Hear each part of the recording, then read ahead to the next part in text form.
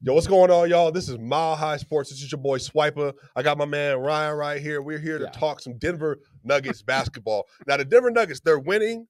They're 6-2 in their last 8. They're beating some really good teams, and we got an absolute fire show headed to you. They got the OKC Thunder, who they just lost to twice in a row with a game-winning shot from SGA and then an absolute blowout in Denver, Colorado. And here we go. We got a chance to get a cemented lead in the Western Conference.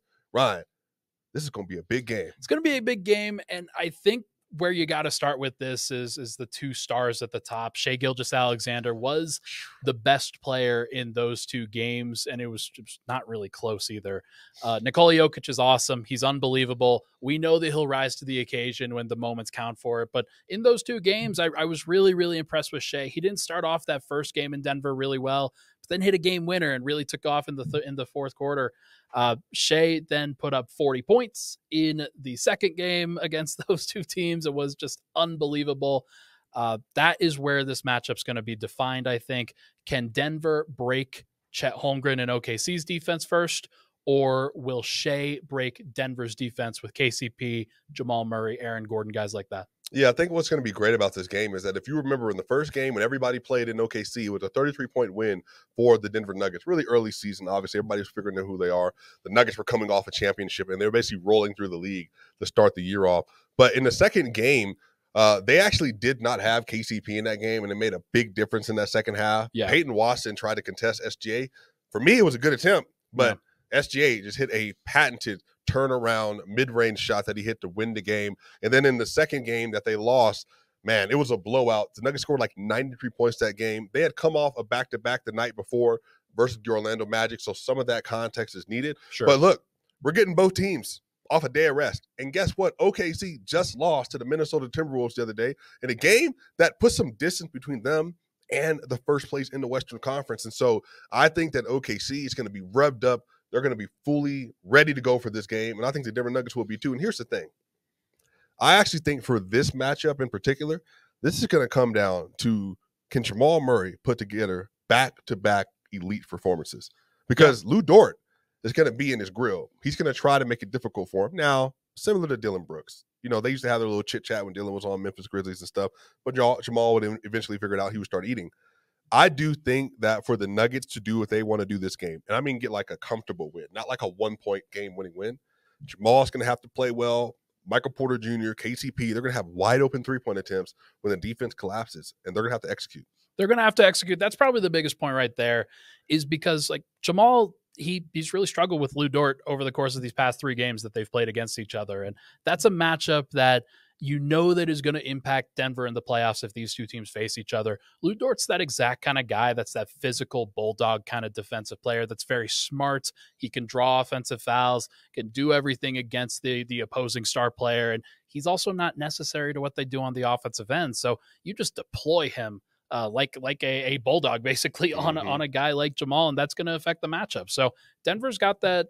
They've got to figure it out. I think in general that, like you said, the consistency with Jamal, and like he just had this 35-point game, a really, really impressive performance, to be clear, against the Milwaukee Bucks. He's got to bring it again. He's just got to do it, and this is what Denver needs from him right now. And if they're going to win this game, if they're going to win the Western Conference in the regular season, then they're going to have to step up. Just going through the Western Conference standings at the top real quick, Minnesota's at the top at 33-14. Denver's right behind them at 33-15, just a half game back. OKC's at 32-15, and the LA Clippers are at 30-15. So everybody's got 14 or 15 losses. It is very, very close. So these games do matter. And Denver, they're down 2-1 in this matchup head up. So if they want any chance of getting a tiebreaker, got to get this one tomorrow. Yeah, well, I think it's funny about the Nuggets is we would, I think, both say that the Nuggets the last like 12 games, they've been winning. Yeah. But they're kind of like, I wouldn't say cruising, but it's not like they're giving like maximum effort.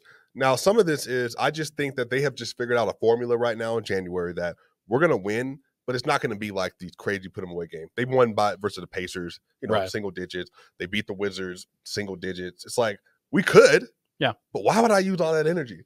And then you see them versus the Bucks. They're down 26-13 in the first quarter with 4 minutes and 25 seconds left. And for the rest of the game, they give up 81 points. for the rest of the game versus the Milwaukee Bucks, who has like a 120 offensive rating this year. Yeah. And they end up with a 104.1. So the Nuggets have really turned into, in the last couple of weeks, a really knockdown, drag-out basketball team that we're going to take you down to the wire, and we're just going to out-execute you. And yesterday they did it versus the Milwaukee Bucks. And did you know this? Michael Malone brought this up, but I was going to actually ask him about this at one point. The Denver Nuggets have like a nice little comfortable margin now at the number one net in the clutch, number one clutch defense in the league. Yeah. For you, how important is that for matchups like this versus the Thunder? But also, what do you contribute that to? Why do you think the Nuggets have been so freaking good defensively in the last 5 minutes of a kite game? It really is important, and I don't want to put too much of an overemphasis on this because like when you're a clutch defensive kind of team, it matters like how much effort, how much focus are you going to bring into the other 43 minutes first and foremost. We know that Denver can tighten up when it matters. We know that they can do those things. OKC's a really great team at executing as well, though, so I don't want to I don't want to say that Denver's got that much of an advantage here because they don't, but I do think that they're smart, and I think that they'll try to force OKC and Shai into some tough matchups and be very physical with him and try to defend without fouling as best as they can. We'll see what they can do. We'll see how that happens, but OKC, they've got a formula, man, and it's really good, and I think it's a little bit different from some of the teams that Denver's faced in the past. OKC, they can score on Denver because they space everybody out.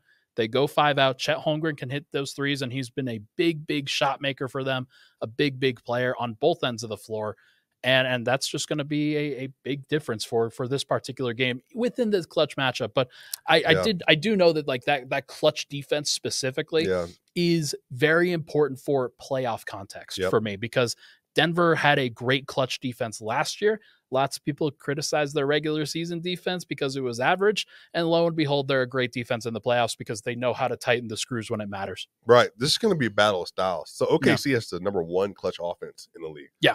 A 128.3. Really good. The Nuggets have the number one defense, a 93.8. 93.8 is insane. That is disgusting. Gross. That's like 04-05 Detroit Pistons D. Like, yo, and I think this is what's going to be fun about it. Like, because the Thunder have so many shooters, it, as you said, spaces the floor out, but it really causes you to guard SGA in some really interesting ways because they can do a Chet pick and pop. They can do a Jalen Williams pick and pop. And I think here's the great thing about it is the Nuggets are going to have to change their coverage just a little bit. I would not be surprised tomorrow that if we do see them play and Jokic gets into a last 7 minutes of the game, let's put him on Lou Dort.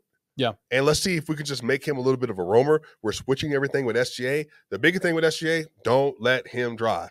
And then if he does, similar to Giannis, show hands and try to see if you can contest as much as possible. And then make him go to that little turnaround mid-range, shot that he does. But again, he's shooting at a really high level, but at some point you got to concede something. Yeah. So I think for this, don't let him get to the rim as much as possible. You saw how the Minnesota Timberwolves defended him. Now, again, 37 points. He was a little spectacular. Yeah, right? He was great. But I think in that last stretch of the game, they really just try to throw bodies at everybody. The rotation's really crisp. So I think the Nuggets are going to have to be really sharp. But like I said, if Jamal Murray is not able to put up a performance of like 25, 27 points per game, I think they might struggle with this because they're going to need a little bit more scoring from their lead guard.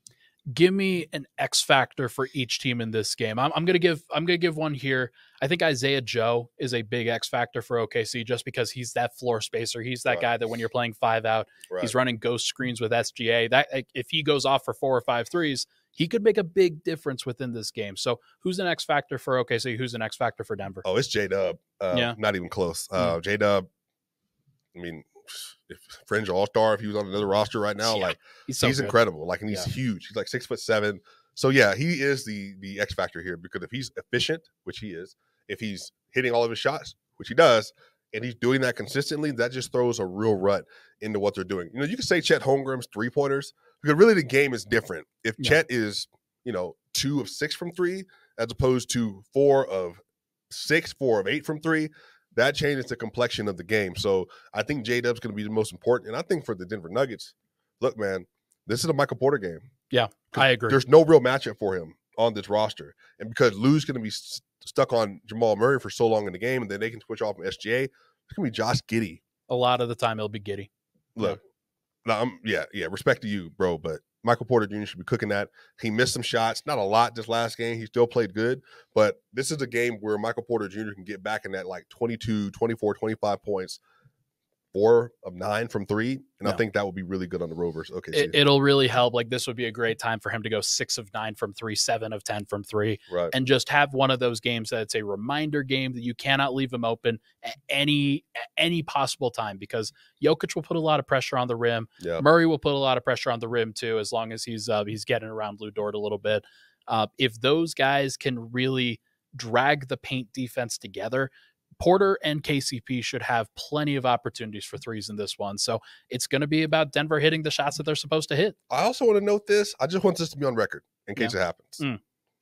There's a chance the Nuggets could blow the OKC out tomorrow. Ooh. But has nothing to do with OKC.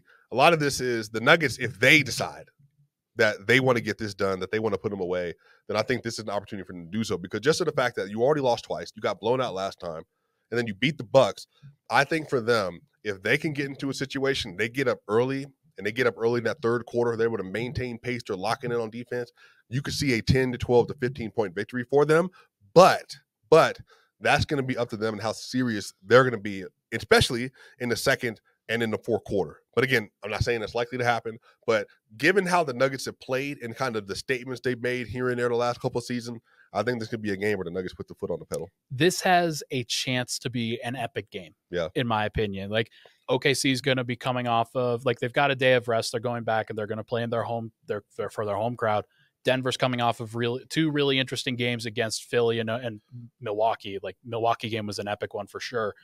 This one has a chance to be kind of a defining Western Conference game, in my opinion, between two teams that, like, maybe your up and coming young team that is really, really knocking on the door versus the defending champs and what they really stand for. So I'm looking forward to this one. We should get 2 great matchups between 2 great teams, but should be a lot of fun, man. I'm really looking forward to it. Yeah, it's going to be a really great game. It's too bad it's not on national television, but you can catch it on Valley Sports. Look, it's going to be a great game between 2 of the best seeds in the Western Conference, 2 of the 3 best MVP candidates maybe, and if you have local cable television or whatever, just adjust your antennas and you can watch the game because, TNT got to put the Lakers and all that stuff on as well. But Ryan, you got any more thoughts?